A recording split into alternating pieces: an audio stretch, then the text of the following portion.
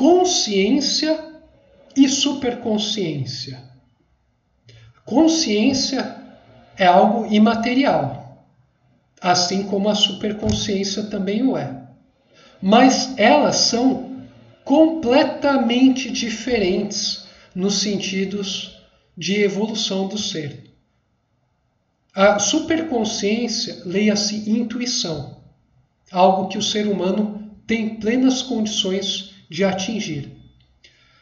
A consciência diz respeito à razão, racionalidade, intelecto, coisa que o ser humano vem desenvolvendo exponencialmente nos últimos séculos. E hoje em dia ele se tornou, em larga medida, viciado nisso, tarado e achando que é o nível máximo de evolução, que é o ápice da evolução. Bom, não é. A superconsciência, ela é tão radicalmente superior, tão mais encantadora, mais poderosa e orientada para o alto, que muitas pessoas ainda são incapazes de exercitá-la e nem sequer a compreendem.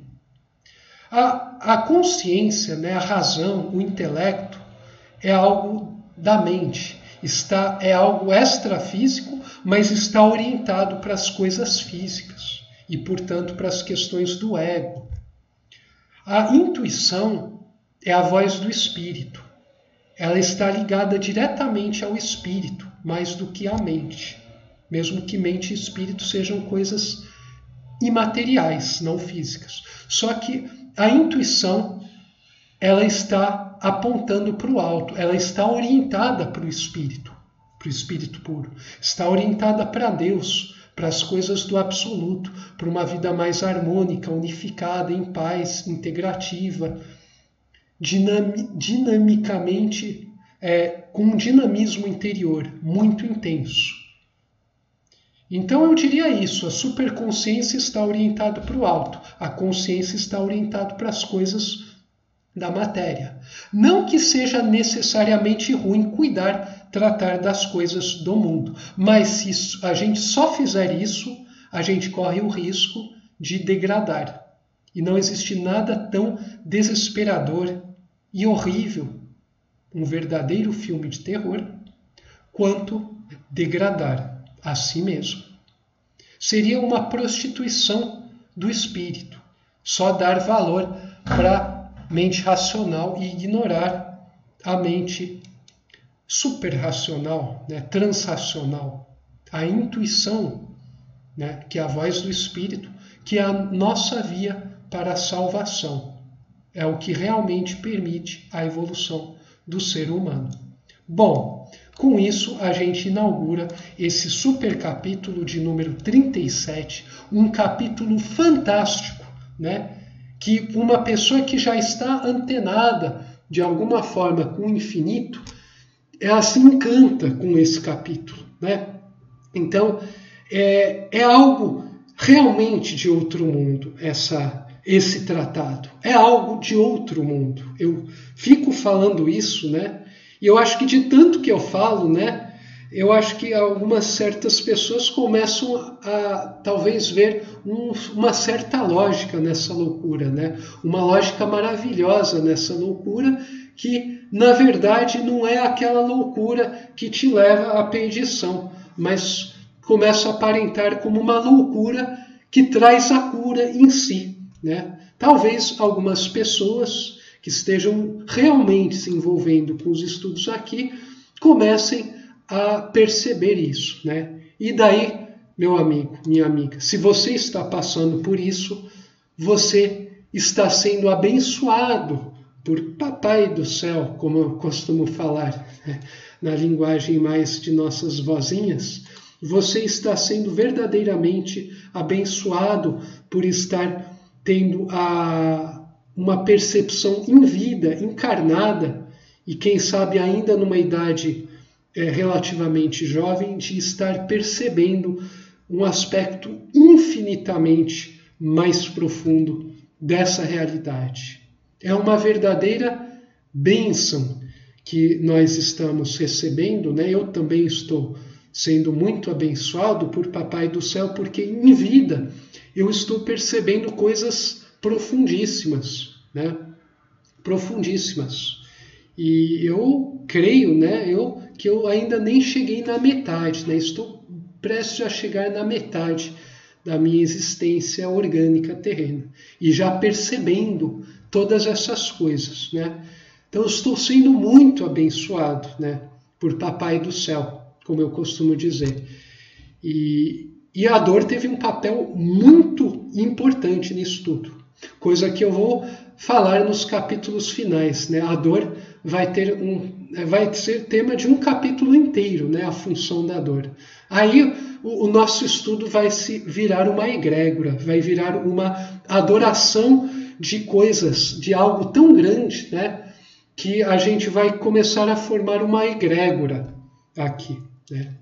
Então, vamos voltar à questão da consciência e superconsciência, né? Vamos falar um pouquinho disso.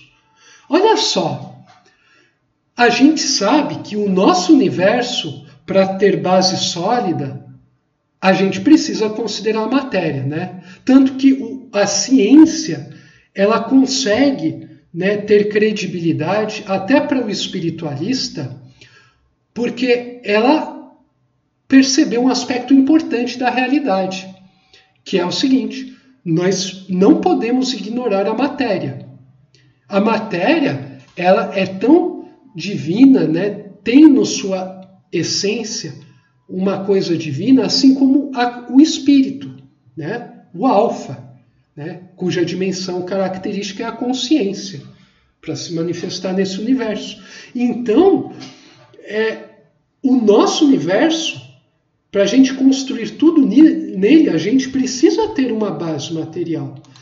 Mesmo que isso não significa ser materialista. Gente, levar em consideração o físico não significa que você seja uma pessoa fisicalista, materialista, né? Um ogro que só quer saber de corpo, de sentidos físicos e tal. Não confundam, né? Mas o fato de eu levar em conta, dar um valor muito grande, um carinho especial para o Gama, não significa que eu sou vidrado em Gama. Agora, se eu ignoro os aspectos mente, né, espírito, né, a consciência, daí eu vou começar a degradar. Então, assim, Gama, Beta e Alfa, todos eles são individuações da substância divina. Então, a gente precisa ter isso em mente. Bom, muito bem.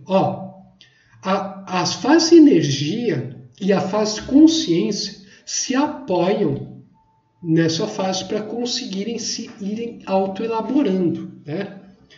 Então, com isso, a gente pode, você pode começar a sentar na rede, né, beber um vinho, né, olhar para a paisagem e começar a refletir sobre isso, porque isso vai demandar muita contemplação, né? Contemplação mística, reflexão filosófica, pensamento, sistematização científica, né? Mental. Vai exigir uma vivência, né? Uma vivência no cotidiano, né? Para você começar a compreender isso. Mas a gente pode falar o seguinte, olha só. A fase alfa depende de gama, porque a fase alfa ela pertence à trindade do universo C. Agora a fase mais X, que é a superconsciência, né, ela independe da matéria. Porque a fase intuição não pertence à tríade universal do nosso universo. Apesar de a gente existe conexão entre todas as fases, né? É como uma longa corrente com os elos ligando todo elo. Quando eu agito um elo lá em cima, isso vai se propagar até embaixo e vice-versa de baixo para cima. Segundo a lei de Oliva, né? Bidirecionalidade. E a primeira lei de Oliva é que tudo está integrado, né? A corrente é uma coisa única, apesar de cada elo, né, cada anel ser diferente entre si. Primeira e segunda lei de Oliva. Então, olha só que interessante. A intuição, ela independe da matéria. E é por isso que ela tem uma potência enorme. Ela não está restrita às limitações do espaço-tempo. A consciência, né, o pensamento racional, ele está. Por isso ele é sequencial. Ele trabalha com conceitos da mente, com coisas físicas. Ele depende das coisas físicas para se elaborar, mesmo que ele seja superior à gama-beta, mas ele está jungido à gama-beta. Alfa está jungido à gama-beta nesse universo. Mas o mais X não. Apesar do mais X estar relacionado a alfa e todo o resto que vem embaixo. Então, acessando a nossa intuição, a gente consegue ter insights, né, dar insights para a alfa que resolvem problemas da vida cotidiana. Gera nova teoria científica, nova corrente filosófica, nova doutrina, novo modo de ter uma atitude perante a vida, nova maneira novo método, né? Nova forma mental, tudo novo, nova maneira de perceber as coisas, através da intuição, que é a voz do espírito, que é a superconsciência. A consciência só faz o trabalho de capataz e vai ajustando isso para o nosso ser como algo integral. Mas é a superconsciência que traz direto a linfa da fonte eterna. Bom, mais à frente a gente vai continuar falando um pouco mais sobre isso.